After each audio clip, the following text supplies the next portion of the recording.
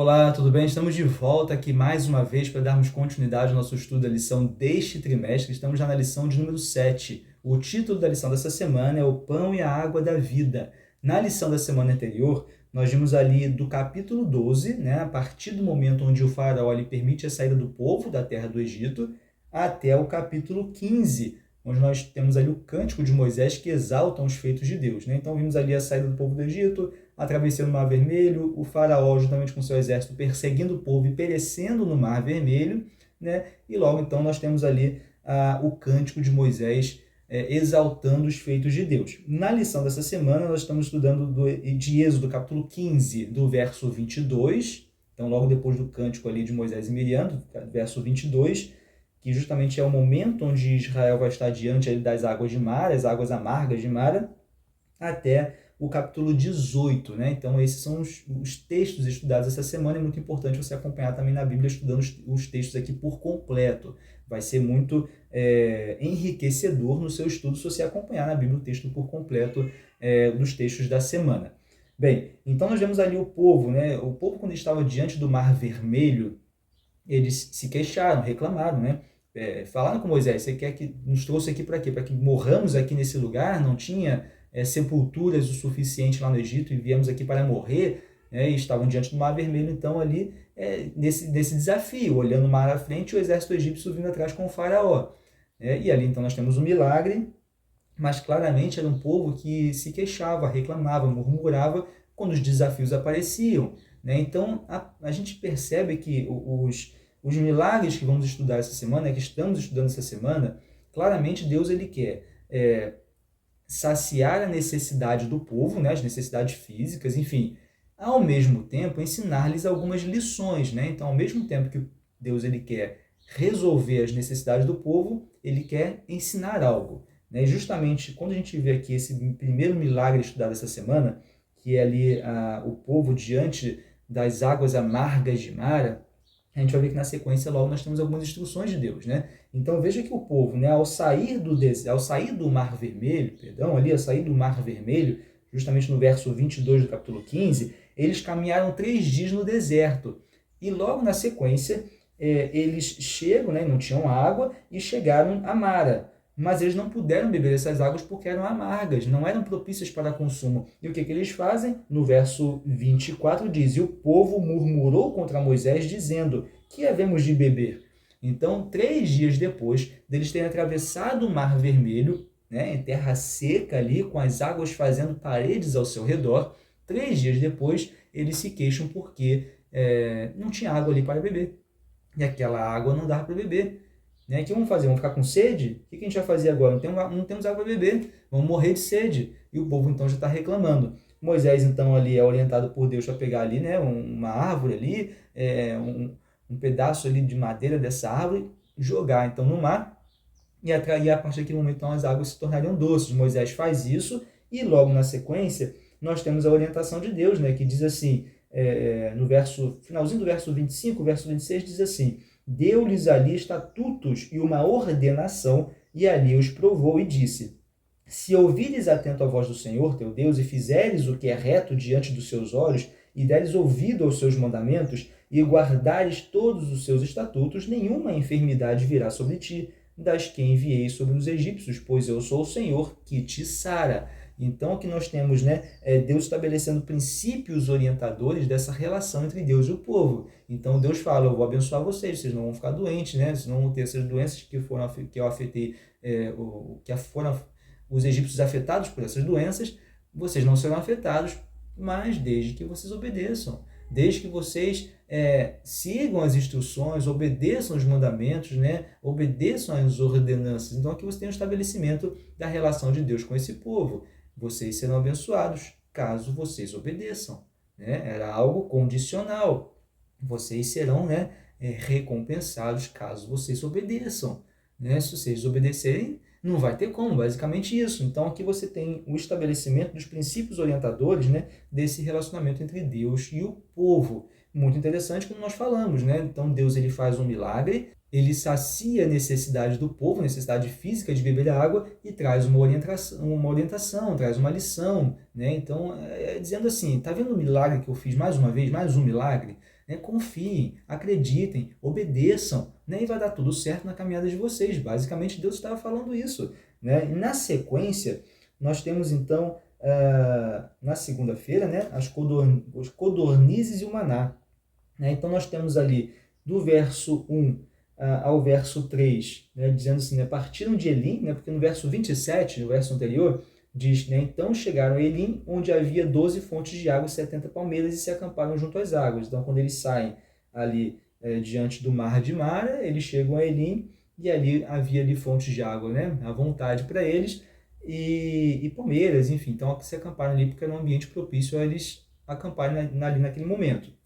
Na sequência, eles partem desse lugar, né? Partem de Elim, já no capítulo 16, e toda a congregação dos filhos de Israel veio para o deserto de Sim, que está entre Elim e Sinai, nos 15 dias do segundo mês, depois que saíram da terra do Egito. Bem, nos 15 dias do segundo mês, depois que eles saíram da terra do Egito, então ali, mais ou menos um mês e meio, depois de terem saído da terra do Egito, é onde se dá esse momento, desse contexto. E o que acontece? No verso 2, toda a congregação dos filhos de Israel murmurou contra Moisés e Arão no deserto. Disseram-lhes os filhos de Israel: quem nos dera tivéssemos morrido pela mão do Senhor na terra do Egito, quando estávamos sentados junto às panelas de carne e comíamos pão a fartar, pois nos trouxestes a este deserto para matardes de fome toda esta multidão. Então, um mês e meio depois, basicamente, um mês e meio depois deles terem saído da terra do Egito, mais uma vez eles estão reclamando, murmurando e desejando a terra do Egito. Eles reclamam e desejam estar na terra do Egito. Lembra que quando eles saíram do Egito, ali diante do Mar Vermelho, eles fizeram a mesma coisa, né? Por que nos tirou da terra do Egito? Para morrermos aqui porque não tinha sepulturas o suficiente lá na terra do Egito? Mais uma vez, eles desejam retornar à terra do Egito, né? Então, assim, Deus ele mostra os milagres, mas eles desejam voltar à terra do Egito. Eles não estão confiando. Deus, ele depois do milagre diante do Mar de Mara, orientou, estabeleceu o relacionamento entre eles, que é um relacionamento de obediência, né? E eles ali, mais uma vez, reclamam e se queixam. E aí nós temos na sequência, então, justamente o maná, né, caindo do céu. A lição ela nos traz uma relação muito interessante de algumas tentações que estão relacionadas justamente com o alimento, né? Então a gente vê no Éden a tentação, né, original ali do ser humano envolvendo o alimento. A gente vê o Cristo, né, a primeira tentação no deserto envolveu o alimento. Esaú também perdendo o direito de primogenitura por conta ali do seu apetite incontrolável, né, como diz aqui. O povo, em alguns momentos aqui, o povo hebreu, em alguns momentos, justamente na tentação do alimento, né? Então acabou ali fazendo com que eles reclamassem, se queixassem em alguns momentos por conta da questão da comida, né? E aí nós temos, de forma muito interessante, lá em Deuteronômio, capítulo 8, lembrando que Deuteronômio é um livro de orientações, né? Orientações ao povo que estava prestes a herdar a terra prometida, né? Então esse povo que nós estamos discutindo agora, nessa lição, né? 40 anos depois, né? Então essa geração, a primeira geração que saiu do Egito morreu, e 40 anos depois aqui em Deuteronômio você vê Moisés orientando essa geração que herdaria a terra prometida. Então Moisés ele tinha que lembrar algumas coisas que tinham acontecido, porque coisas até que eles não tinham visto, né? E aqui você percebe no capítulo 8, justamente ele trata de alguns benefícios do Senhor, né? A exortação a ter em memória os benefícios do Senhor. Então é para eles se lembrarem dos benefícios do Senhor.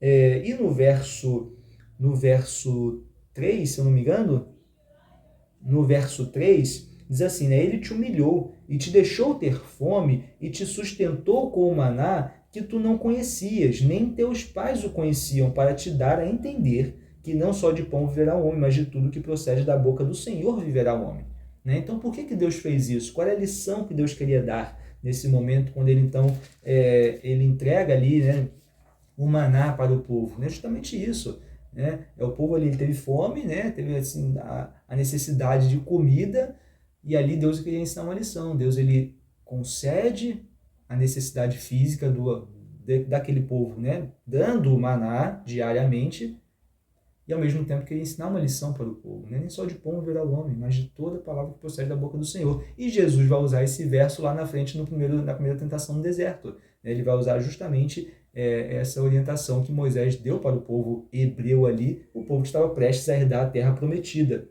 E aí, muito interessante, né? Eu separei um texto aqui da lição,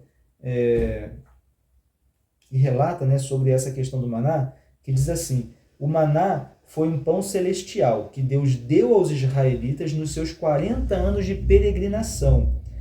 Por meio dessa dádiva, ele ensinou que é o Criador e o provedor de tudo. Além disso, ele usou sua provisão sobrenatural para mostrar como observar o sábado. Veja aqui, a lição até traz essa ideia, né, que o maná, através do maná, o povo ele tinha claramente, né, 4 milagres semanalmente. 4 milagres. Né? O primeiro milagre justamente era que durante 5 dias o maná, né, a porção diária do maná era dada ao povo. Na sexta-feira, o segundo milagre, na sexta-feira essa porção era dada em dobro. E ainda, o terceiro milagre era que o maná não estragava de sexta para sábado, porque nos outros dias, se o povo guardasse para o dia seguinte, no dia seguinte estaria estragado, porque Deus ele proveria o necessário para o dia seguinte. Veja, né, como que Deus ele vai agindo ali para que o povo confiasse, né? Não é para guardar, é para confiar que amanhã eu darei de novo. Né? Não guarde para amanhã, mas confie que amanhã eu, né, saciarei a necessidade de vocês novamente. Mas de sexta para sábado, ele não estragava, porque era dado em dobro na sexta, justamente para guardar para sábado. E no sábado, o maná ele não caía do céu. Né? Então, 4 milagres através do maná. Muito interessante isso, né? Então veja como que Deus ele queria ensinar para o povo algumas lições através do maná, né? Que ele era o provedor, que era para confiar, ter fé nele, ensinando sobre a guarda do sábado. Você tem, né, justamente os textos aqui no capítulo 16 que vão abordar essa ideia. Aqui do capítulo 16, do verso 22 em diante, você tem um pouco sobre isso, né? Lá no verso 25, né? Então disse Moisés: comei hoje, porquanto o sábado é do Senhor, hoje não o achareis no campo. Verso 26, 6 dias o colhereis, mas o sétimo dia é o sábado, e nele não haverá. Ao sétimo dia saíram alguns do povo para o colher, porém não acharam. Então disse o Senhor a Moisés: até quando recusareis guardar os meus mandamentos e as minhas leis? Perceba que você vai ter depois os 10 mandamentos, lá em Êxodo 20, né? Já estamos chegando inclusive em Êxodo 20, mas aqui você já tem, os mandamentos eles já existem, né? As ordenanças elas já existem. Lá é uma confirmação, né? No Êxodo 20 é uma confirmação disso tudo, né? Ali uma confirmação dessa aliança de mandamento, de obediência, uma confirmação, mas já existe, né? A orientação já existe. Né? E aí diz no verso 29 do capítulo 16, né? Considerai que o Senhor vos deu o sábado, por isso ele no sexto dia vos dá pão para 2 dias. Cada um fique onde está, ninguém saia do seu lugar no sétimo dia. Assim descansou o povo no sétimo dia. Né? Então, porque assim, o mandamento em si, né? Todos os princípios do mandamento, eles vêm desde o princípio. Né? Não foi algo que começou ali a existir a partir desse momento do êxodo, né? Não, já existia. Então aqui você já tem todos esses princípios abordados e as orientações dadas ao povo. Então o maná traz diversos ensinamentos, inclusive com relação à guarda do sábado. Né? Muito interessante isso, né?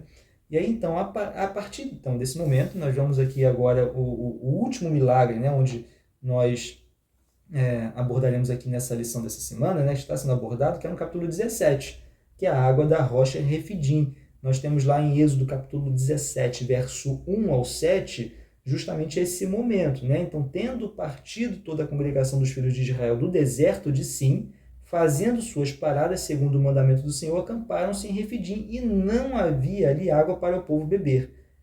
E aí no verso 2 diz o quê? Contendeu, pois, o povo com Moisés e disse: dá-nos água para beber. Respondeu-lhes Moisés: por que contendeis comigo? Por que tentais o Senhor?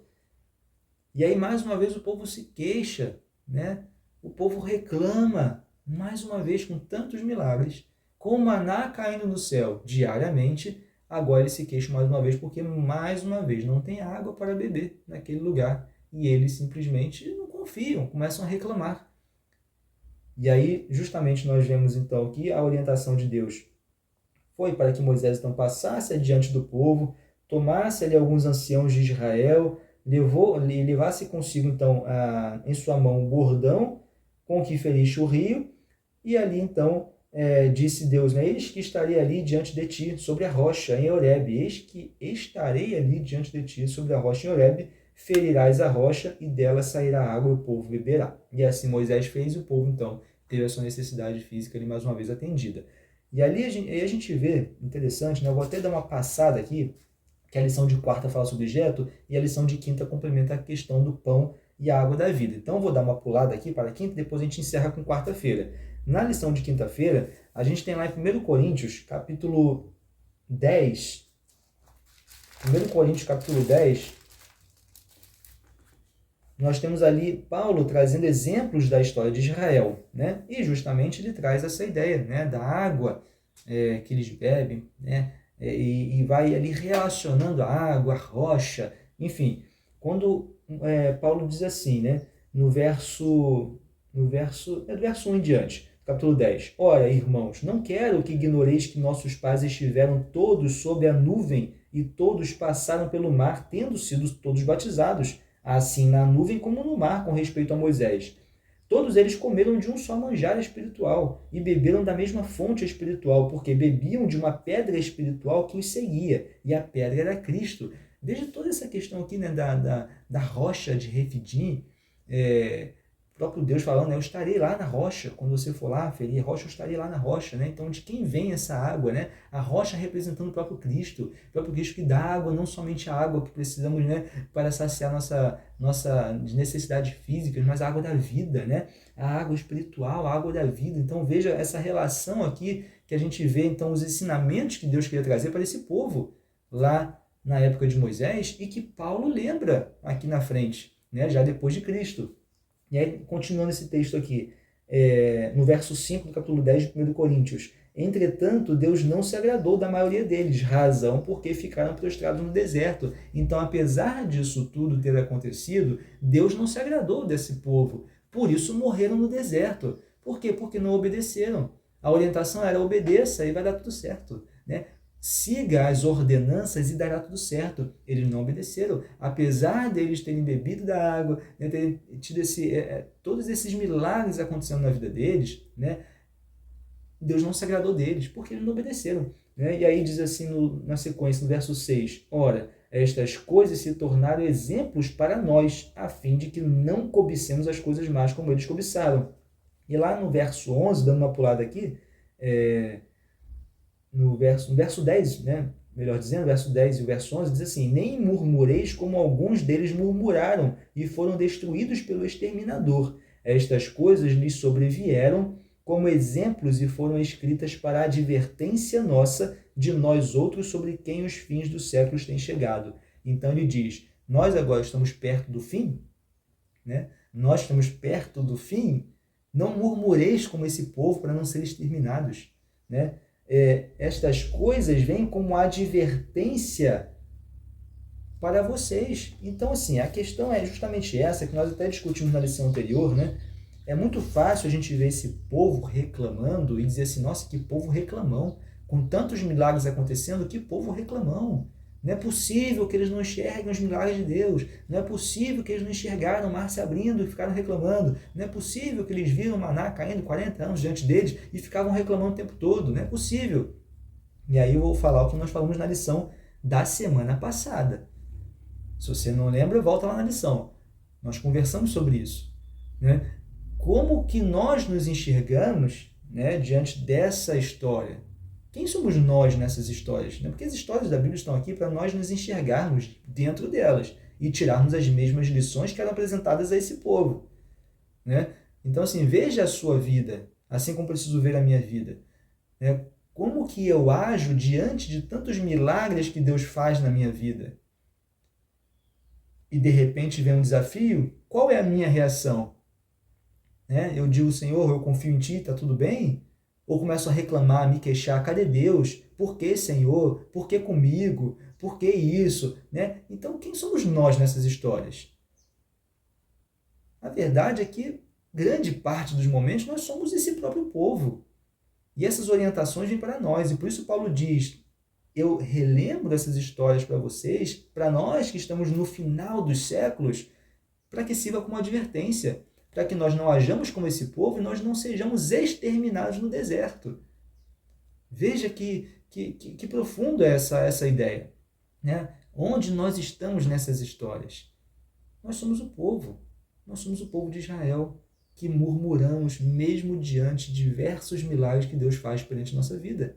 Nós temos uma amnésia, esquecemos rápido dos milagres de Deus, esquecemos rápido das suas bênçãos e nos queixamos, nos murmuramos. Por isso que a orientação de Deus é: obedeça, confie, acredite, porque vai dar tudo certo até o final, até vocês herdarem a Canaã, né? Até vocês herdarem a Canaã celestial. Então, precisamos confiar. E para finalizar, então, nós voltamos aqui rapidamente na lição de quarta-feira, que justamente é o capítulo 18 de Êxodo, e aí a gente encerra no capítulo 18 de Êxodo, onde nós temos ali Jetro, né, o sogro de Moisés, onde você vê que no capítulo 18, ali do verso 8 ao verso 12, a gente vê Jetro, né, ele aprendendo mais sobre o Deus verdadeiro, né, quando diz ali no verso 8, né, contou Moisés a seu sogro tudo que o Senhor havia feito a Faraó e aos egípcios por amor de Israel e todo o trabalho que passaram no Egito e como o Senhor os livraram. Então, Moisés ali contando tudo para Jetro, todas as maravilhas que haviam acontecido, tudo que Deus estava fazendo, né, havia feito e estava fazendo pelo povo, né, e o Jetro ali ele aprende mais então sobre o Deus verdadeiro.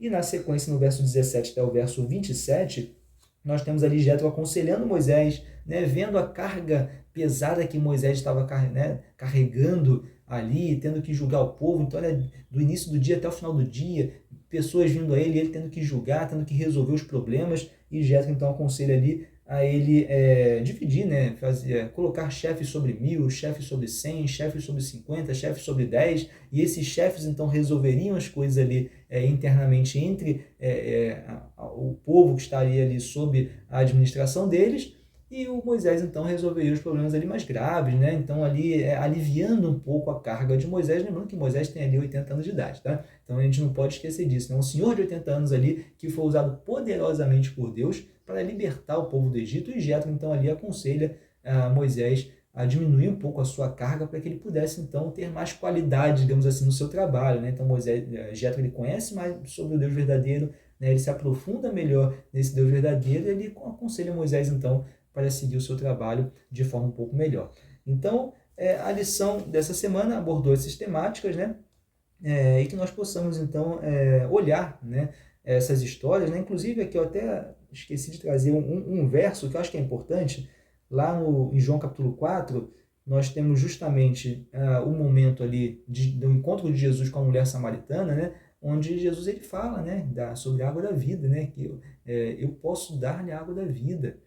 Então, assim, mais uma vez, Jesus confirmando, né, a ideia, né, dele ser a água da vida. Então, a gente vê Jesus sendo o pão da vida, Jesus sendo a água da vida, e a rocha ali de Refidim sendo Jesus, né, jorrando água para o povo. Então, tudo isso aponta para Jesus. E nós falamos isso na lição passada, estamos falando isso em todas as lições, que tudo que se relaciona aqui com o Êxodo, com esse livramento do povo hebreu do Egito, tudo aponta para Cristo, né? Tudo, cada elemento aponta para Cristo. Então nós temos diversas lições e no final tudo aponta para Jesus. Tudo aponta para Jesus, né? Dentro desse contexto de libertação. Infelizmente esse povo ali, né, acabou não obedecendo, mas que nós possamos aprender com o erro deles, né, aprender com a falha deles e que possamos então, como Paulo falou, né, como advertência para nós que vivemos no final do tempo, né, no final dos séculos, possamos então estar preparados e confiantes em Deus, apesar dos desafios, apesar dos momentos difíceis que vêm e que virão, né, que possamos ter confiança. Né? Não tenham medo, Jesus fala isso. Né? Não viveis ansiosos, Jesus fala isso.